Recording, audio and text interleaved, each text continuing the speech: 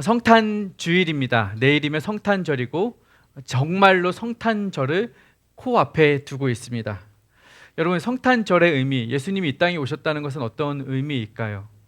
과거 2000년 전에 실제로 예수님을 직접 만났던 유대인들에게 있어서 예수님의 탄생은 어떤 의미였을까요? 그리고 2000년이 지난 지금 오늘을 살아가는 저와 여러분에게 이 예수님의 탄생, 성탄절은 어떤 의미를 가지고 있는지 오늘 말씀을 통해서 좀 살펴보려고 합니다. 실제로 2000년 전에 예수님의 탄생 시에 이스라엘 백성들이 느꼈던 그 성탄의 의미를 한번 생각해 보려고 해요. 오늘 말씀은 지난주에 살펴보았던 이사야서 말씀의 반복입니다. 이사야 7장 14절 지난주에 살펴보았죠. 다시 한번 읽겠습니다. 큰 소리로 시작. 그러므로 주께서 친히 징조를 너희에게 주실 것이라. 보라, 처녀가 잉태하여 아들을 낳을 것이요 그의 이름을 임마누엘이라 하리라. 아멘. 이것은 지금 예수님이 태어난 기점을 지금이라고 가정한다면 이로부터 700년 전 이사야가 남유다에 선포한 아하스 왕에게 전한 말씀이에요. 700년 전에 예언이죠. 말하자면 예언. 그랬는데 그 700년 동안 그 예언이 이루어지지 않고 미루어지다가 바로 오늘 예수님이 태어나시면서 그 징조가 진실임을, 사실임을, 하나님의 약속임을 확인하게 되는 사건이 된 것입니다. 그렇다면 왜 이런 700년의 기간 동안이 필요했는가? 과연 그 700년 동안은 무슨 일이 있었는가? 여러분, 말씀드렸다시피 이것은 이사야 선지자가 당시 남유다의 왕이었던 아하스 왕에게 전한 메시지예요. 지난주 말씀을 들으셨던 분들 기억해 보시면 아시겠지만 아하스 왕은 외세의 침입 때문에 굉장히 두려운 상황이었고 이를 어떻게 하지 불안해하고 있을 때 하나님께서 임마누엘이라 말씀하시면서 내가 너희와 함께 있을 것이야 두려워하지 마라고 말씀해 주신 일이에요. 그랬는데 역시 그들은 그 두려운 마음과 메시지를 가지고 있었음에도 불구하고 그들의 죄악된 모습은 변하지 않았어요. 결국 그들은 포로로 잡혀갔고 남유다와 북이스라엘은 멸망합니다. 그리고 그로부터 70년 후에 포로로 잡혀간 이후 70년 후에 그들은 다시 포로에서 귀환을 했죠. 그러나 여전히 그들의 삶은 피폐합니다. 돌아왔더니 예루살렘은 멸망해 있고 성벽은 무너져 있고 성전은 불타 있고 그들이 회복해야 할 예루살렘 성이 할 일이 너무나 많고 그들의 마음은 무너져 있고 소망도 깨어져 버린 지 오래입니다. 그게 그들의 현실이었어요. 700여 년 전, 그리고 약 600여 년 전. 그러면 그 이후에 하나님께서 그들에게 어떤 회복을 주셔야 할 것 같은데 임마누엘이라고 약속하셨으니 임마누엘이란 어떤 증거가 나타나야 할 것 같은데 결코 그렇지 않습니다. 그로부터 시간이 흘러서 예수님이 태어나시기까지 하나님은 이스라엘 백성에게 단 한 번도, 단 한마디도 말씀하시지도 나타나시지도 않아요. 그것을 우리는 암흑기 혹은 신구약 중간기, 침묵기 등등으로 표현합니다. 하나님 말씀하시지 않았기 때문에 침묵기이고 하나님이 계시지 않았기 때문에 암흑기입니다. 그리고 구약과 신약의 중간이라고 해서 중간기라고도 표현하죠. 그렇게 약 400년의 시간이 흘러요. 하나님이 임마누엘 약속하셨는데 함께 하신다고 약속하셨잖아요. 근데 과연 함께 하신 것인가? 이것에 대한 이스라엘 백성들의 질문이, 의문이 생길 수밖에 없죠. 함께 하신다고 했는데 이게 뭐야? 함께 하신다고 했는데 내 삶은 이게 뭐야? 우리나라는 이게 뭐야? 이 민족은 이게 뭐야? 이런 불평도 생기고 불안도 생기는 거예요. 그런데 여러분, 그동안 하나님이 무슨 일을 하고 계셨느냐면요, 성경에서는 약 400년의 기간을 기록하고 있지 않지만 우리는 이 400년의 기간의 세계사를 통해서 그 사이에 어떤 일이 벌어졌는지 우리는 알 수 있어요. 역사를 통해서. 이스라엘 백성이 포로에서 돌아온 그 시기에 그 세계를 지배하고 있던 그 나라는 바사 페르시아 제국이었지만 이후에 페르시아를 무너뜨리고 헬라 제국이 들어섭니다. 헬라 제국은 그리스 제국, 우리가 잘 알다시피 알렉산더 대왕 아시죠? 알렉산더가 대제국을 건설하여 세계를 지배합니다. 그때 그 알렉산더에 의해서 당시 팔레스타인 지역에 있던 이스라엘 백성 또한 그들의 그 압제에 놓이게 되는 거죠. 그들의 통치 아래 놓이게 됩니다. 그러면 이스라엘 백성들이 가졌던 마음은 뭐냐? 우리 또 이 신세네? 또 이 모양이네? 겨우 포로에서 놓여가지고 우리 고향 돌아왔는데 우리는 자유가 아니라 여전히 우리는 누군가의 속국이어야 하고 누군가에게 조공을 바쳐야 하고 누군가의 명령을 들어야 하고 우리의 과거 일제 치하와 같은 생활을 해야 했으니 이들의 마음속에는 여전히 누구를 기다려요? 임마누엘 하나님 언제 오시는 거야? 언제 우리와 함께 하신다는 거야? 자꾸 이 마음이 커져요. 그러다가 헬라 제국이 멸망하고 나라가 분열하게 돼요. 그때 한 지역을 담당하게 된 그 팔레스틴 지역을 맡고 담당하게 된 왕이 안티오쿠스 에피파네스라는 왕인데 이 왕이 결정적이에요. 무슨 일을 하느냐? 이 왕은요, 이 당시에 있던 이스라엘과 유대 민족을 더 강하게 핍박을 해요. 유대인들은 종교적인 사람들이잖아요. 하나님의 선택된 백성이잖아요. 이들에게서 하나님께 예배 드리는 것은, 제사 드리는 것은, 말씀을 읽는 것은 너무나 중요한 일이었어요. 그런데 이 안티오쿠스 에피파네스라는 왕이 어떻게 하느냐? 유대 제사장들을 잡아 죽입니다. 그리고 자신들이 원하는 사람들을 갖다가 제사장으로 세워요. 그러면 안 되거든요. 제사장 혈통이 있는데 그들을 잡아 죽이고 자기 마음대로 쥐락펴락하려는 거예요. 심지어 이 이스라엘 백성들이 가장 거룩하고 정결하게 생각했던 장소가 어디였을까요? 성전이죠. 결국은 성전이에요. 하나님이 계시는 곳이거든요. 거룩하고 정결한 곳. 그래서 예수님이 거기에서는 너희들 장사하지 말라 이렇게까지 말씀하신 그곳이 어떻게 만들었느냐? 레위기에 보면 정결하지 않은 짐승, 부정한 짐승으로 발갈라진 사람이 동물들이 나오는데 그게 그 중에 하나가 돼지예요. 부정한 짐승이에요. 부정한 짐승의 돼지를 잡아다가 그 피를 성전에 뿌려버립니다. 거룩한 성전을 부정하게 만드는 거예요. 유대인들의 마음이 어떻겠어요? 부글부글 하겠죠. 화가 치밀어 오르겠죠. 그러면서 또 더 뭐가 생겨요? 하나님 어디 계시는 거야? 하나님 어디 계시는 거야? 이 마음이 이 언젠가 구약에서 약속한 그 메시아, 우리를 구원할 구원자가 언제 오실지 그것을 자꾸만 기다리게 되는 거예요. 그거예요. 그 마음이 계속 커져요. 그리고 헬라 제국이 멸망한 이후 로마 제국이 세계를 통치하기 시작합니다. 그리고 그때 예수님이 태어나신 것이죠. 이 세계사적 흐름을 보면 그 400여 년의 기간 동안 이스라엘 백성들, 유대인들 마음속에는 이 한 가지가 커져가는 거예요. 뭐가? 소망. 누구에 대한 소망? 우리를 구원하실 메시아. 메시아가 언제 오실까? 임마누엘, 하나님 우리와 함께 하신다고 약속하셨는데 언제 우리는 그분의 손길과 그분의 사랑을 누릴 수 있을까? 우리는 언제 이들의 압제로부터 자유로울 수 있을까? 이걸 자꾸만 소망을 키워가는 것입니다. 그때 바로 천사가 와서는 이사야가 했던 예언을 반복해서 주시는 것이죠. 처녀가 잉태하여 아들을 낳을 것이니 그 이름을 임마누엘이라 하리라. 너희 잊고 있었지? 너희 이거 못 믿고 있었지? 너희 실망하고 있었지? 아니야. 나는 기억하고 있었어. 나는 그 말씀 700여 년 전에 너희에게 주었던 말씀을 여전히 붙잡고 있었고 여전히 기억하고 있었고 너희를 향해 이루어 줄 것이야. 오늘이 그날이야.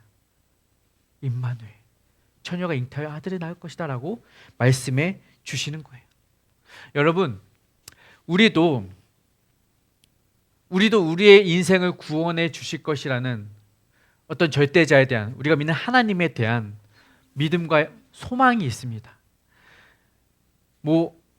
우리가 죽어서 이후에 가게 될 사후 세계 혹은 하나님 나라 이걸 다 떠나서라도 지금 우리가 살아가는 이 현실과 현상, 바로 오늘에 있어서 겪게 되는 문제들로부터 우리는 자유롭고 싶어 합니다. 말하자면 구원받고 싶은 거죠. 어떠한 물질에 매여 있는 삶, 어떤 직장에 매여 있는 삶, 군인들 어때요? 당장 이 군대로부터 자유롭고 싶죠. 얼마 남았어요? 안 세세요? 날짜 안 세요? 그 날짜 옆에서 세고 있네요. 우리는 그래요. 날짜를 세면서 하루속히 그날이 오기를 소망하는 거죠. 여러분 건강에 어려움이 있거든. 그 건강의 어려움으로부터 우리는 자유롭고 싶은 거예요. 내가 언제 이 병상에서 일어날 수 있을까? 내가 언제면 이 치료를 끝낼 수 있을까? 꿈꾸지 않겠습니까? 내가 언제면 이 아이를 양육하는 이 어려움으로부터 빨리 자유로울 수 있을까? 이 애가 언제 걸어서 좀 우리 리사가 빨리 걸어야 좀 나도 자유로울 수 있을 텐데, 육아 지옥으로부터 설거 지옥으로부터 좀 자유로울 수 있을 텐데, 이런 생각들을 하게 되는 거죠. 여러분 각자에게 주어진 각자의 삶에서 맞닥뜨리게 되는, 마주하게 되는 그러한 어려움으로부터 우리는 구원받기를 소망한다는 거예요. 그것은 단지 이스라엘 백성들의만의 문제가 아니라 바로 저와 여러분이 겪는 그 문제라는 것이죠. 그러면 그러한 닥쳐오는 어려움, 마치 오늘날 나에게 닥쳐오는 헬라 제국과 같은, 마치 나에게 오늘날 다가오는 로마 제국과 같은 그러한 어려움과 환난, 그러한 도전 앞에서 나를 구원할 리가 과연 어디 있겠는가라는 소망을 품게 되는 거예요. 그럼 그 소망이 어디 계시냐 이거죠. 마태복음 오늘 1장 23절 읽었는데 바로 21절에 가면 이렇게 기록이 되어 있습니다. 시작.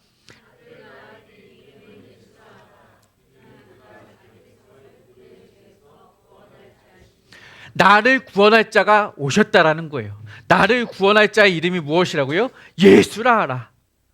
예수, 그의 이름은 구원하실 분이라는 거예요. 구원자. 그의 이름이 예수고 그가 구원자라면 우리가 그를 믿기만 하면 그가 우리를 구원하여 주실 것이라는 우리는 소망을 갖게 되는 거예요. 미로와 같은 암흑과 같은 터널과 같은 길을 헤매이고 있다가라도 그분이 보여주시는 예수라는 이름 하나로 말미암아 우리는 출구를 얻게 되고 방향을 알게 되고 빛을 보게 된다는 것입니다. 예수가 우리의 구원자 되시기 때문에 우리가 지금 겪는 어려움이, 환난이, 고난이 무엇이든지 간에 그 모든 것으로부터 건져주시리가 바로 예수이고 그분이 오늘 이 땅에 나셨다라는 사실이에요. 제가 얼마 전 감명 깊게 봤던 영화가, 시리즈 영화가 있습니다. 무빙입니다. 잠깐 한 대목을, 한 장면을 좀 묵상하시겠습니다. 캄캄한 저녁에 좁은 길을 한참이나 뛰어다니던 유승용 씨가 마지막에 가서 뭐라고 하냐면 길을 못 찾겠습니다. 눈물이 찔끔 나더라고요. 그게 우리 모습 아닌가요? 길을 못 찾고 헤매이는 게 똑 닮았어요. 저와 여러분, 우리의 삶이에요. 여러분, 우리가 길을 알고 갑니까? 모르고 오늘도 걸어가잖아요. 내일도 모르는 길을 헤매이면서 찾아갈 거예요. 우리가 바라는 것 무엇인지, 우리가 걸어가야 할 곳이 어디인지, 어딜 향해 가는지, 무엇을 그토록 기다리는지도 모르는 채 우리는 또 내일을 살아갑니다.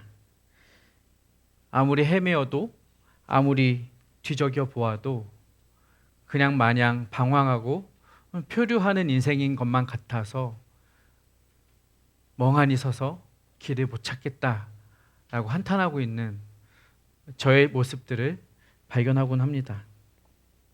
그런데 여러분, 답은 있잖아요. 유승용에게 답은 있었어요. 답이 뭐예요? 십자가 보고 가라는 거였어요. 십자가 보고 가면 된다. 예수 그리스도가 우리의 삶에, 우리의 길에 답이 되어주시고 이정표가 되어주시고 목적지가 되어주신다. 그거 보고 가라는 거예요. 문제는 뭐예요? 기치예요. 보이는데 못 찾는 거예요. 있는데 못 가는 거예요. 우리가 몰라요? 답은 알아요. 십자가가 답이라는 것도 알고 예수 그리스도가 답이라는 것도 알고 그분이 구원이라는 것도 아는데 못 가요. 자꾸 방황하고 헤매고. 황지희 씨가 길을 설명합니다. 선영이죠. 선영. 여기서 극 중에서 인물이 지인데 산곡교회 보고 가서 오른쪽 왼쪽 듣더니 뭐라고 해요? 유승용 씨가 뭐라고 하냐면 쉬운 길 없나요? 한 방에 갈 수 있는 길이요. 문제는 뭐예요? 우리의 문제는 뭐냐? 자꾸 쉬운 길을 찾아요. 한 방에 가려고만 해요. 그때 선영이 대답합니다. 한 방에 가는 길이 어떻게 있냐? 차근차근 가야죠. 진리 아닙니까? 여러분, 우리 인생이요, 목적지에 도달하려면 구불구불 길도 가야 하고 울퉁불퉁 길도 가야 하고 오르막 내리막 다 가야, 그래야 목적지 가는 거예요. 어떻게 한 방에 가요? 어떻게 한 번에 가요? 어떻게 쉽게 가냐고요. 여러분, 그렇게 인생 쉽게 사셨어요? 어느 누가 인생 쉽게 사신 분 있으세요? 단언컨대 없으실걸요? 여러분, 정답도 있고 방법도 주어졌는데 문제는 그 길을 쉽게 가려고 하기 때문에 어려움이 생기는 거예요. 그 길대로 가르쳐 주는 대로 가야 가는데 내 방식대로 내 생각대로 쉬운 게 찾아가려고 하니 그 목적지에 갈 수가 없다는 말이에요. 그러니까 마지막에 유승용 씨가 고백을 하잖아요. 나는 쉬운 길만 찾았다. 그게 그의 독백이 우리의 독백인 거예요. 우리는 너무 쉬운 길만 찾아와요. 여러분, 쉬운 길은 없습니다. 단언컨대 예수 따라가는 그 길, 쉬운 길 없습니다. 단언컨대 여러분의 길에 앞으로도 골목길, 어둠의 길, 고난의 길 또 찾아올걸요? 그때마다 쉬운 길 찾아서 헤매실 거예요? 없다니까요. 제가 알려드릴게요. 없어요. 정답은 십자가 보고 가는 것밖에 없다는 거예요. 십자가 가는 거. 쉬운 길, 편한 길 찾지 마십시오. 제가 금요일에도 금요기도 때 나눴던 똑같은 말씀이에요. 어떤 길이 사람이 보기에는 좋으나 필경은 사망의 길이로다. 이게 하나님 말씀이에요. 우리의 보기에 좋은 대로 가다가 결국 사망의 길 간다니까요. 우리의 보기 좋은 것들은 다 그런 길이에요. 내가 원하는 게, 내가 생각하는 길은요, 다 인간적인 생각과 기준에 따른 길이라고요. 하나님이 가르쳐 주시는 길은 다른 길이에요.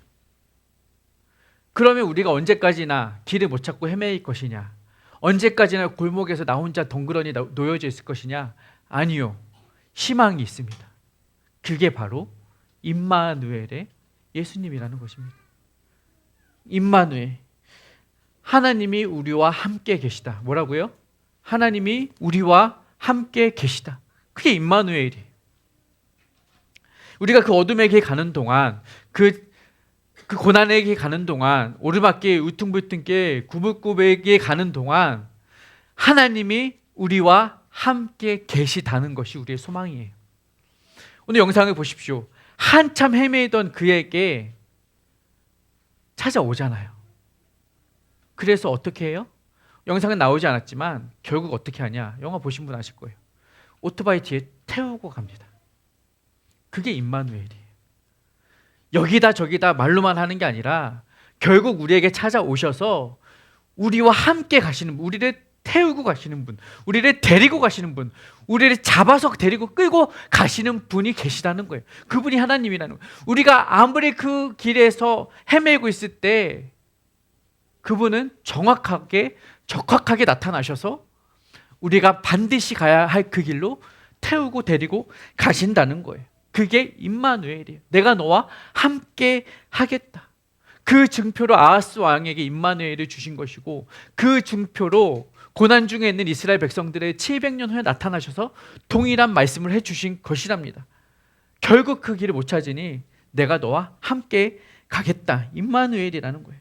여러분, 그렇습니다. 그분이 우리의 소망이 되시고, 그분이 우리의 길이 되시고, 그분이 우리의 구원자 되시고, 그분이 우리의 임마누엘 되신다는 것을 우리에게 약속해 주신 거예요. 그러므로 우리에게 주어진 과제는 뭐예요? 소망 되신 임마누엘 되신 그분만 바라보는 것. 우리가 소망해야 할 것은 다른 것이 아니라, 내가 원하는 다른 길이 아니라 그분만 바라보고 그 십자가만 바라보고 그 한 곳 표대를 향하여 달려가는 것. 그것이 우리에게 주어진 숙제라는 거예요. 그리고 주변에 다른 것들이 찾아올 때, 다른 길들이 유혹할 때 그 길이 아니라 그분이 가르쳐 주신, 그분이 보여주신, 그분과 함께하는 이게만이 정답이라고 확신하는 그 믿음, 그것으로 가는 거예요. 소망을 향하여 믿음 가지고 달려가십시오. 헷갈려 하지 마시고. 우리는 종종 그분이 소망 되심을 알지만, 그분이 우리의 구원자 되심을 믿지만, 아이고 감사합니다, 나와 함께 하시는군요, 여기서 그치는 경우가 많아요. 우리가 해야 할 것은 주님이 나와 함께 하시니 나도 주님과 함께 하겠습니다, 여기까지 가야 돼요. 주님이 나와 함께 하시니 나도 주님과 함께 하겠습니다. 이게 진정한 신앙인의 자세라는 것입니다. 주님이 나와 함께 하심만으로 그냥 감사하고 땡큐가 끝나는 게 아니라, 그렇다면 주님이 가시는 게 내가 함께 걷겠습니다, 이게 필요하다는 거예요. 그러한 믿음으로 결단으로 서시는 여러분 되시기 바랍니다. 우리 링크처치가 그런 길이 되어 주었으면 좋겠어요.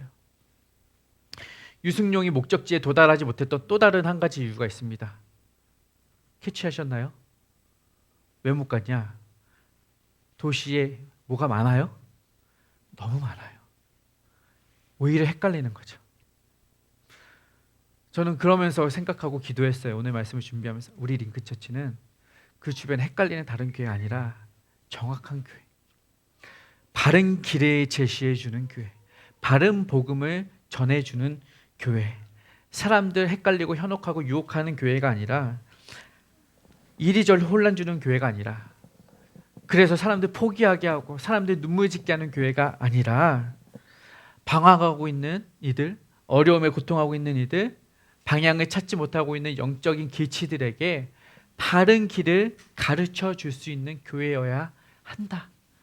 그런 교회이고 그런 공동체이고 싶다라는 생각을 했습니다. 보면서 무빙이 그 역할을 하더라고요. 무빙이라는 이 영화가 우리나라뿐만 아니라 전 세계적으로 인기를 끌었습니다. 그 영화를 본 사람들은 은연중에 자기가 의식하지 못하는 순간에도 그들은 복음을 들은 거예요. 이 영상을, 이 화면을 보면서 뭐가 길이다? 십자가 예수 따라가는 길이 정답이다라는 것을 무빙 영화가 가르쳐 준 거예요. 저는 우리 아이들이 그러한 역할을 했으면 좋겠어요. 무빙의 그 작가가, 강풀이라는 작가가 그런 삶을 살아냈던 것처럼, 우리 다음 세대들이, 여기 있는 청소년 청년들이 주어진 은사와 하나님께서 달란트를 허락하셨는데 그것들을 가지고 자신들의 삶에서, 자신들의 청춘을 가지고 사람들에게 바른 길을 제시해 줄 수 있는, 각자의 삶에 함께 하시는 임마누엘의 하나님을 나누고 가르쳐 줄 수 있는 다음 세대이기를 소망합니다. 그러한 링크 키즈들이 되기를, 그러한 우리 링크처치, 링크 부모님들이 되어 주시기를, 그리고 그러한 사명을 감당하는 우리 링크처치가 되기를 이번 성탄절에 함께 바라봅니다.